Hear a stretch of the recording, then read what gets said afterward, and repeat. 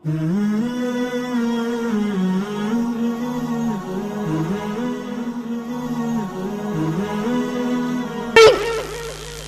بھی دے رہا ہے، غصے میں طلاق دے رہا ہے۔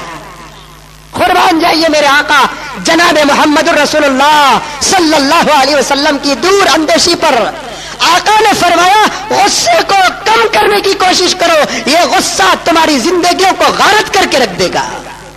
ہو رہی ہے بات، ہو رہی ہے بات۔ ابھی کل میں مدرسے میں حدیث پڑھا رہا تھا، ایک نوجوان کا فون آیا، مولانا ایک مسئلہ پوچھنا ہے۔ میں نے کہا کہ پوچھئے مسئلہ کیا ہے؟ حضرت میں غصے میں میری بیوی کو طلاق دے دیا، میرے فون میں ریکارڈ کر کے رکھا ہوں، میں نے میری بیوی کو غصے میں طلاق دے دیا۔ مجھے معلوم ہے، میں نے آپ کی تقریر سے سنا بھی ہے کہ غصے کی طلاق بھی طلاق ہوتی ہے، غصے کی طلاق بھی طلاق ہوتی ہے۔ طلاق میں مذاق نہیں چلتی، طلاق میں غصہ نہیں چلتا۔ صرف 3 آدمیوں کی طلاق کو طلاق نہیں مانا جائے گا۔ دیوانہ شوہر اگر اپنی بیوی کو طلاق دیتا ہے تو اس کی طلاق کا اعتبار نہیں ہے، دیوانہ ہے۔ طلاق تو ہوش و حواس سے دے دینے والی چیز ہے۔ دیوانہ شوہر اپنی بیوی کو طلاق 100 مرتبہ پکارے لیکن اس کی طلاق کا اعتبار نہیں ہوتا۔ دوسرا، خواب دیکھا، جوروں سے لڑ رہا ہے، دن میں لڑتے لڑتے ایسی عادت پڑی کہ اب خواب میں بھی لڑ رہا ہے۔ اب بازو سو رہی ہے جورو، خواب دیکھتے دیکھتے لگے جھگڑا اتنا بڑا ہوا، خواب میں جورو کو بول رہا تجھے طلاق، تجھے طلاق، تجھے طلاق۔ خواب میں تو مسلمانوں کو بڑبڑانے کی عادت ہے کہ نہیں ہے؟ خواب میں بھی بڑبڑاتے ہیں، خواب میں بھی لڑتے ہیں۔ میں بالکل چھوٹا تھا، آمور میں پڑھتا تھا، حفظ کر رہا تھا مدرسہ رفیق العلوم میں۔ میرے ایک ساتھی تھے حافظ محمد بشیر الحق صاحب، مرحوم انتقال ہو گئے۔ ان کے ابا کی میرے نانا سے اچھے تعلقات تھے، اس لیے میں آمور کو جب گیا تو بہت زیادہ وقت میں ان کے گھر گزارتا تھا۔ وہ بڑی محبت سے میرے ساتھ سلوک کرتے تھے، شادی بیاہ میں آنا جانا بھی رہتا تھا۔ ان کے بھائی کی شادی ہوئی، ہم سب گئے وہاں، شادی میلہ نہیں، بڑے بڑے گھراں۔ رات کے 12-1 تک جگلے کو رکھو، سب جنے سوئے، ہمیں بھی سو گئے۔ اچانک 2-2:30-3 بجے ایک نوجوان ایو بول کر اٹھا۔ مصیبت آتی ہے تو اللہ کو یاد نہیں کرتا مسلمان۔ ایو اللہ اللہ پکارو، یہ وہی ذات ہے جو خوشی میں بھی پکارنے کے لائق ہے، مصیبت میں بھی پکارنے کے لائق ہے۔ خوشی میں اگر پکارو گے تمہاری خوشی میں اضافہ ہوگا، مصیبت میں اگر پکارو گے تمہاری مصیبت کم اور ختم ہو جائے گی۔ اس ایک پیارے نام کے علاوہ دنیا کا کوئی اور نام ایسا نہیں ہے جس کو ہر وقت پکارا جائے۔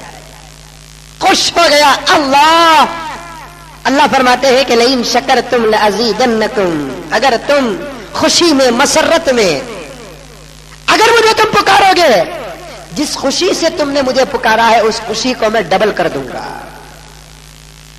اگر تم مصیبت میں مجھے پکارے، کوئی چھوٹی سے چھوٹی مصیبت آئی، مصیبت میں تم نے اللہ پکارا، اللہ فرماتے ہیں کہ میرے نام کے صدقے میں میں اس مصیبت کو ختم کر دوں گا۔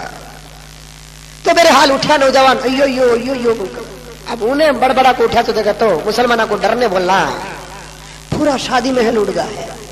اب ہمیں بھی اٹھے، اچھا یاد ہے مجھے، دیکھتے کیا ہے، کیا کون بمڑی ماریا سو، کون اٹھا سو، کیا ہوگا سو، شادی کا گھر نہ سما، نکاح ہوتا کی نہیں، جنازہ اٹھتا کی کیا چھے گی نا، جلدی گئے کدھر کی، تو اللہ کے قبضے قدرت میں سب کچھ ہے کہ لمحوں کی خوشی کو مصیبت میں بدل سکتے ہیں، لمحوں کی مصیبت کو خوشی میں بدل سکتے ہیں۔ اللہ تعالیٰ کے فیصلے بھی بڑے عجیب فیصلے ہیں، کبھی بھی اللہ تعالیٰ سے عافیت مانگا کرو۔ اللہم انی اسألک العفو والعافیت فی الدنیا والآخرہ، نماز میں دعا کرو اللہم انی اسألک العفو والعافیت فی الدنیا والآخرہ۔ یہ پیغمبر دعا کرتے تھے جبکہ پیغمبر کی زندگی میں مصیبت کا سوال پیدا نہیں ہوتا تھا۔ ہم غلامان محمد ہیں، گناہوں میں ڈوبے ہوئے ہیں، اٹھتے ہیں تو گناہ کرتے ہیں اور سوتے ہیں تو گناہ کرتے ہیں، کبھی ہم نے اللہ تعالیٰ سے دنیا اور آخرت کی عافیت نہیں مانگی۔ हुजूर ने अपनी उम्मत को सिखाया क्या दुआ, अल्लाहुम्मा इन्नी अस्अलुकल अफ़्व वल आफियत फिद दुनिया वल आखिरह। नमाज के बाद, फर्ज नमाज के बाद जो आदमी ये दुआ करता है, अल्लाह ताला दुनिया में भी उसे मुसीबत से हिफाजत करते हैं और आखिरत में तमाम दुनिया के लोगों के सामने आने वाली मुसीबत और रुसवाई से उसकी हिफाजत फरमाते हैं। पढ़ते रहेंगे दुआ ये? अरे कैसे पढ़ेंगे, याद ही नहीं ना आपको? बोल डाले इंशाअल्लाह।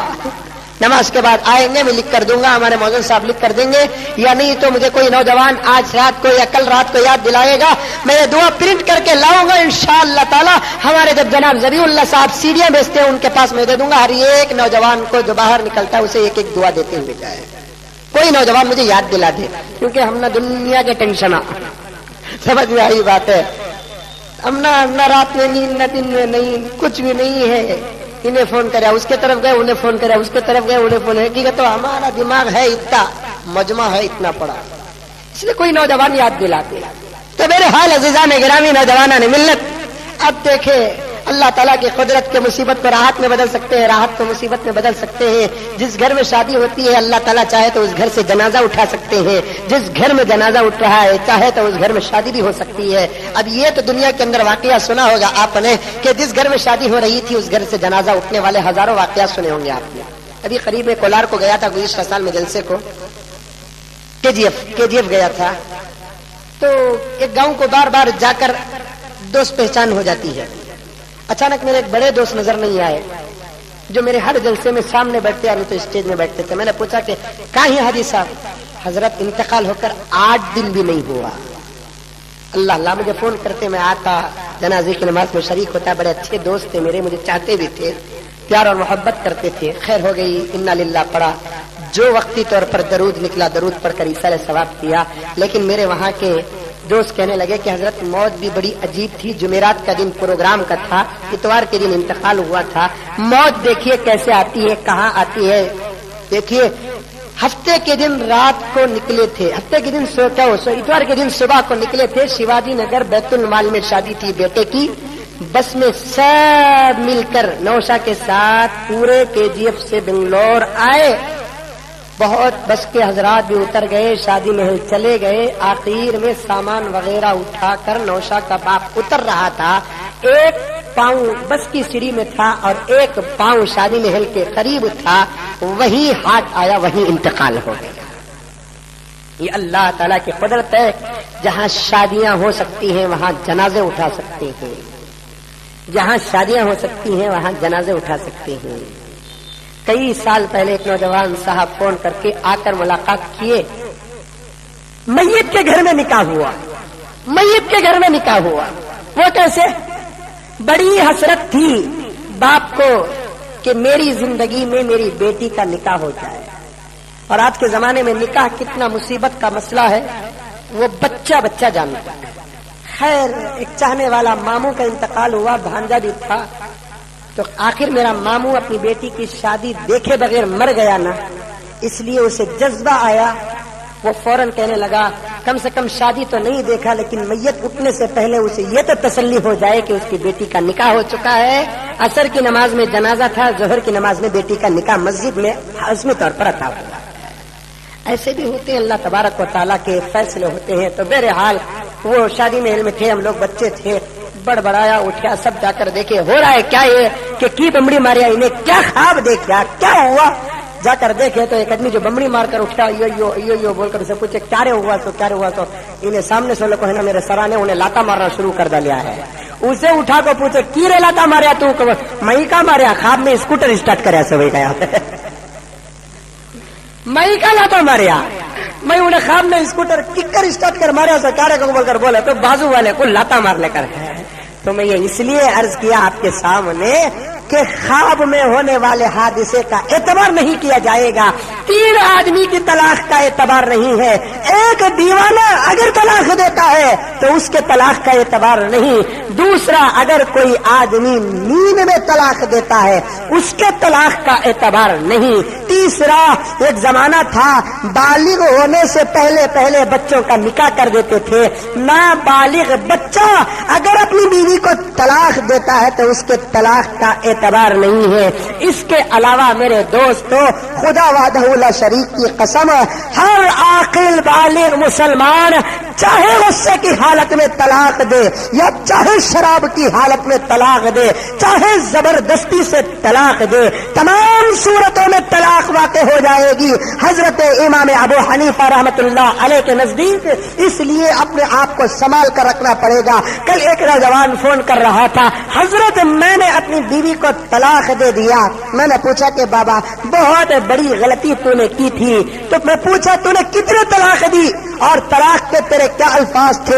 وہ جو الفاظ ادا کیے اس سے تو طلاق ہو گئی، اور وہ تو 3 طلاق کا اقرار کر رہا تھا، وہ 3 طلاق بھی ہو گئی۔ میں نے کہا کہ اب تمہاری رسی ایسے ٹوٹی کہ اس رسی کو گھاٹی ڈالنے کی کوئی شکل اور صورت ہے ہی نہیں ہے۔ جمعے کا موقع ہے، حالانکہ مسئلے مسائل سمجھنے کا موقع بہت کم ہوتا ہے، لیکن طلاق عام ہوتی گئی ہے۔ اس لیے میں باریک مسئلہ بھی تمہارے سامنے پیش کرنے کی جرات کر رہا ہوں۔ میرے نوجوانوں سے گزارش ہے، اس باریک مسئلے کو سوچو اور اس باریک مسئلے کو سمجھو اور طلاق پر قابو رکھو، غصے پر قابو رکھو۔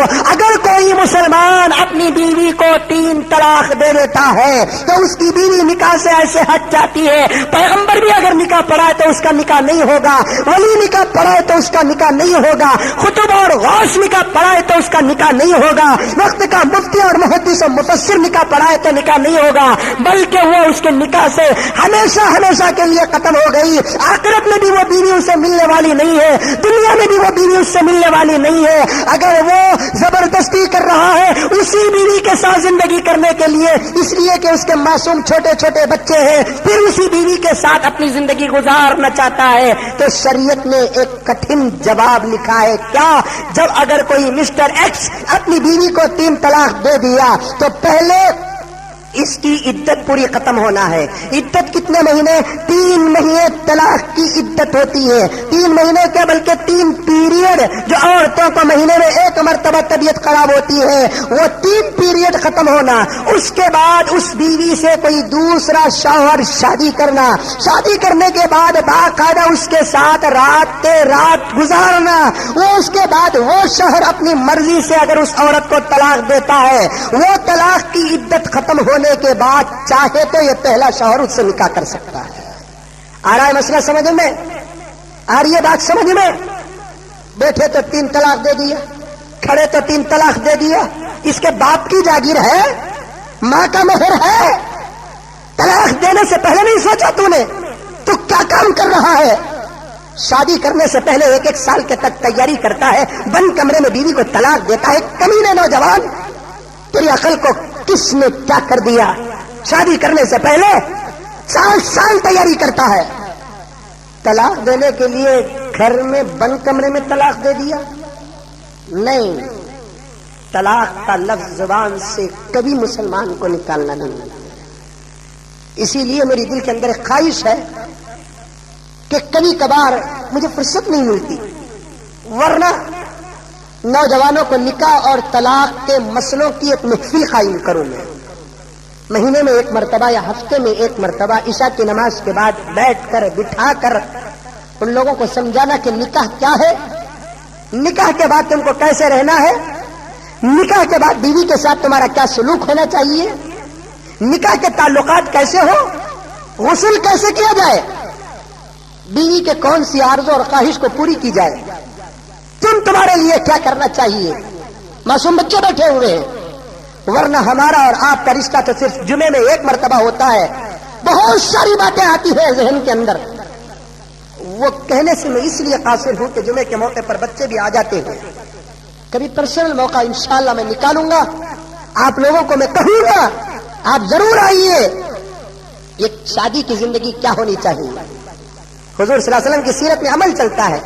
ایک صحابی آتے ہیں، یا رسول اللہ میری شادی ہو گئی ہے لیکن میں ذرا کمزور ہوں، مجھے کیا کرنا چاہیے؟ حضور نے دعا بھی کی، حضور نے دوا بھی دی۔ شادی کے بعد کے مسئلے اگر پوچھنا ناجائز ہوتا، صحابی آ کر حضور سے کیا پوچھتے، کیوں پوچھتے؟ حضور نے اس صحابی کو قرآن کی آیت بھی دی، صبح شام پڑھنے کی دعا بھی دی، کھانے کی دوا بھی دی۔ हमारा नौजवान शादी में एक मरतबा सबको बादाम खिला दल को फलियां चावल करता। शादी में देखना पाकिट बादाम अखरोट खजूर तू खा रहेगा तो दूसरा को खिला रहा है। तू बादाम खा, तू अखरोट खा, तो खजूर खा, फिर जिंदगी का मजा खुदा की कसम अल्लाह ताला हमको अता फरमाए।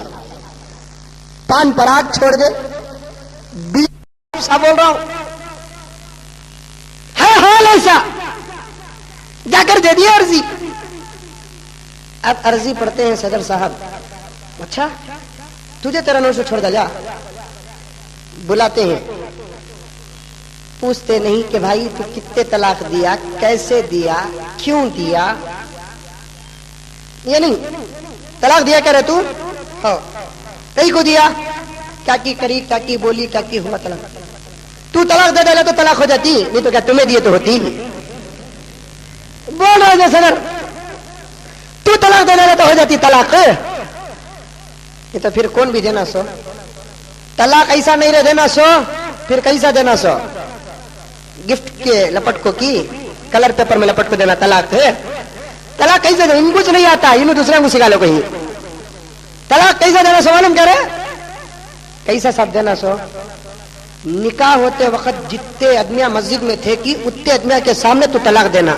मैं बोला उसके वास्ते रोके छापना पड़ेगा ना, रहता है निकाह होते वक्त जितने आदमी निकाह में शरीक थे उतने आदमियों के सामने तलाक देना, कहते नहीं तो तलाक होती नहीं। कहते देखा आपने, तलाक अगर आप बंद कमरे में देते हैं, सिर्फ तुम्हारी बीवी सुनती है, तब भी तलाक हो जाती है।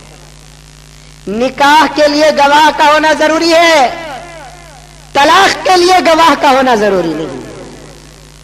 हदीस तुम्हें पढ़े हमें पढ़े, मसले मसाइल तुम्हें पढ़े हमें पढ़े, कुरान तुम्हें पढ़े हमें पढ़े, हमें पढ़े सो हमें जो बोलते हैं वोच, तुमने आता क्या कि तुम अपने नौजवानों को हराम से बचाने के बजाय हराम पर मुब्तला कर रहे हैं। और भी आगे सुन लीजिए, एक नौजवान अगर किसी लड़की से शादी से पहले नाजायज ताल्लुक रखता है, उसे शरीयत में जिना कहा जाएगा। और जिना का गुनाह क्या है आप हजरात जानते भी हैं, बहुत बड़ा गुनाह है जिना का। इमाम अबू हनीफा रहमतुल्लाह अलैह फरमाते हैं, जानी का पसीना निकाल कर अगर समंदर में डाल दे, उसकी बदबू से समंदर की मछलियां परेशान हो जाती हैं। जानी का पसीना निकाल कर समंदर में डाल दे, उसकी बदबू से समंदर की मछलियां परेशान हो जाती हैं। इसके बावजूद ये जिना इतना बड़ा गुनाह, ये तो अलग दर्जे का है। कोई शौहर अपनी बीवी को तलाक देकर फिर उसी बीवी के साथ जिंदगी गुजारता है, तो ये जिना से भी बदतर जिना वो हो जाएगा। इसलिए 3 तलाक के बाद कोई रास्ता नहीं, कोई हवाला नहीं, कोई प्लान नहीं, किसी की ताकत नहीं चल सकती इसके निकाह में, किसी का पैसा चल नहीं सकता इसके निकाह में, किसी की सदारत नहीं चल सकती इसके निकाह में। ये तलाक और खुला, ये निकाह और शादी के मसले अल्लाह के कब्जे कुदरत में है, और इन मसलों में अच्छे अच्छों को घुटने टेकना पड़ेगा, मसाइल को जानना पड़ेगा, उलमा के मोहताज होना पड़ेगा, हजरत मुफ्तियान किराम के सामने जाकर अपने जानू को तह करना पड़ेगा, घुटने टेकना पड़ेगा। तो मेरे हाल बात कहीं से कहीं अर्ज ये कर रहा था मेरे दोस्तों, गुस्से से ये बड़ी बड़ी मुसीबतें आ जाती है। यही दूर की बात आज से 1400 साल पहले जनाब मोहम्मद रसूलुल्लाह सब कहो सल्लल्लाहु अलैहि वसल्लम ने इरशाद फरमाया, गुस्से पर काबू रखो, वरना तुम्हारा गुस्सा तुम्हारी जिंदगियों को तबाह करके रख देगा, जिंदगियां उजाड़ के रख देगा, जिंदगियां गारत हो जाएंगी, आबाद घर बर्बाद हो जाएंगे, खुशी वाली जिंदगियों पर गम के पहाड़ टूट पड़ेंगे।